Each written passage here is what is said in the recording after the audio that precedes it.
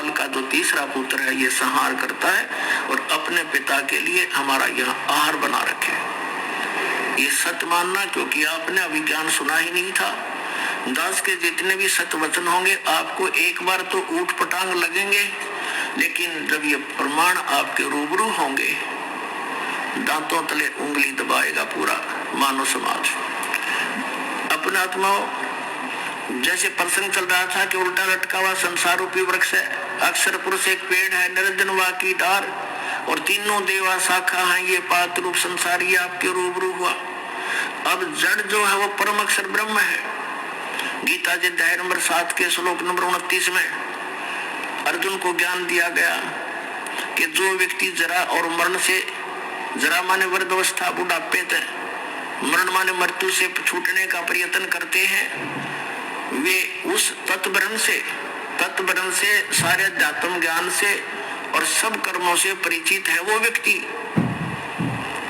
क्योंकि जिनको ये पता लग गया कि ये संसार की सब जो वस्तु है ये हमारे काम की नहीं, जन्म मृत्यु सदा बनी रहेगी और परम अक्षर ब्रह्म की साधना करने से, उस तत्व ब्रह्म की साधना करने से जरा भी समाप्त होगा, यानी वृद्धावस्था भी और मृत्यु भी।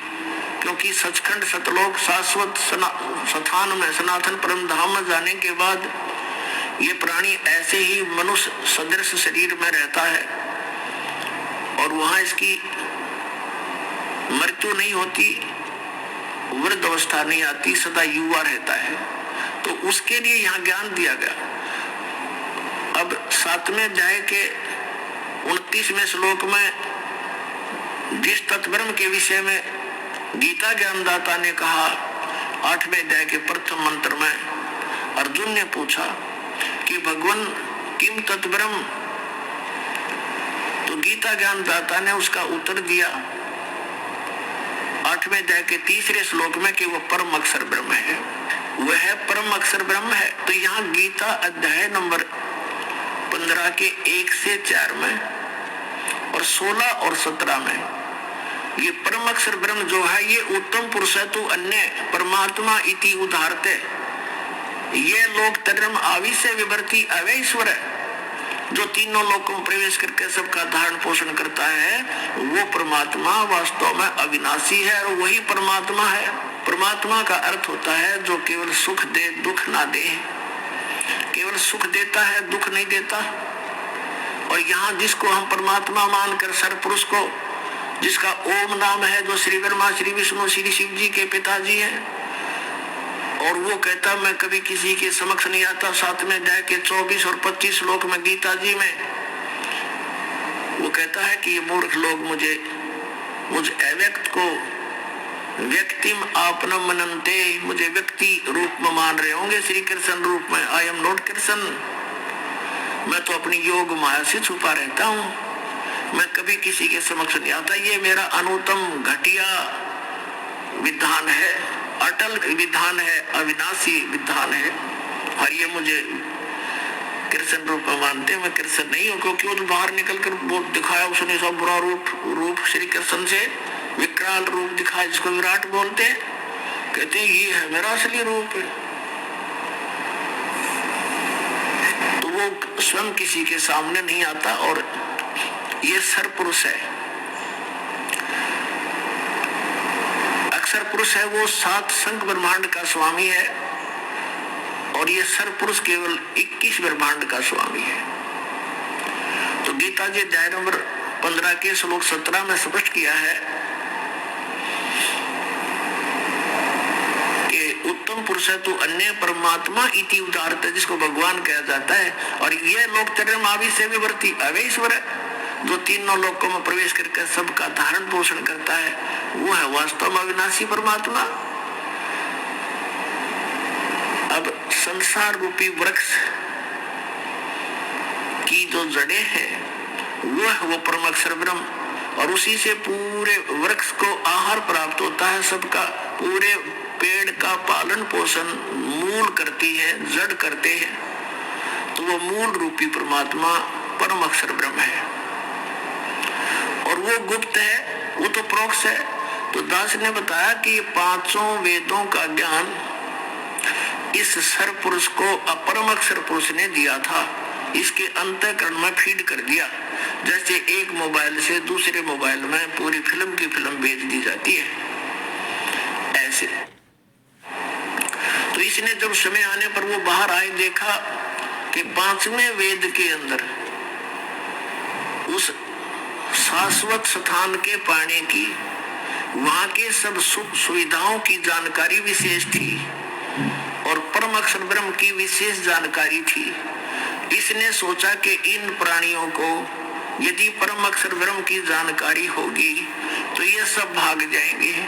इसने वो 5वां वेद नष्ट कर दिया, सूक्ष्म वेद।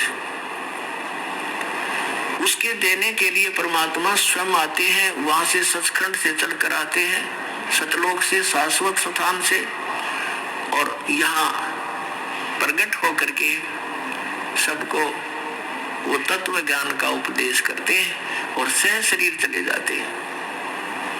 वो कवियों की तरह आचरण करते हैं, हमारे सदग्रंथ बताते हैं, हमारे पवित्र वेद बताते हैं। तो अब आपको दिखाते हैं कि वो 4 वेद इसने रख लिए, और इन 4 वेदों को इसने क्या किया, अपने पुत्र श्री ब्रह्मा जी को दे दिए। जब सागर मंथन किया, इनको 4 वेद प्राप्त हुए, वेद ब्रह्मा ने रख लिए।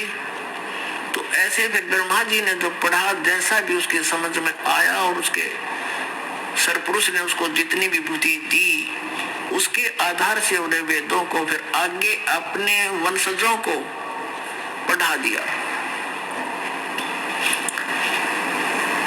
अब उन वेदों में क्या लिखा है, अब जैसे यजुर्वेद के अध्याय नंबर 40 के और श्लोक नंबर 15 में ये वेद ज्ञान दाता सर पुरुष ब्रह्म कहता है, इसको ब्रह्म भी बोलते हैं। ये कहता है कि मेरा केवल एक ओम मंत्र है, इसका जाप काम करते करते करो, विशेष कसक के साथ करो, और मनुष्य जीवन का एक परम कर्तव्य जान कर ओम नाम का स्मरण करो। अब ऋषि महर्षियों ने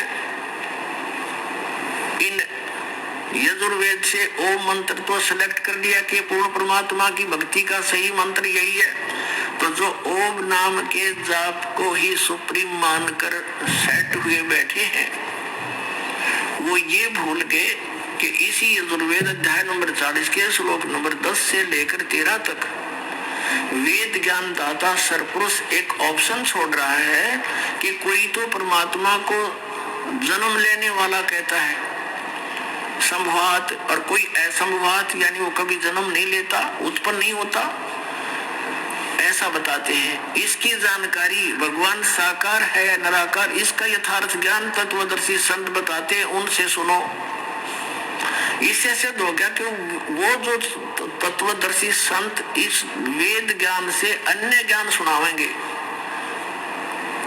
यदि इस वेद में ही और वेद ज्ञान दाता को ही पता होता तो उसमें 4 लाइन लिख देता, जब इतने मोटे ग्रंथ बनाए, उसको पता ही नहीं।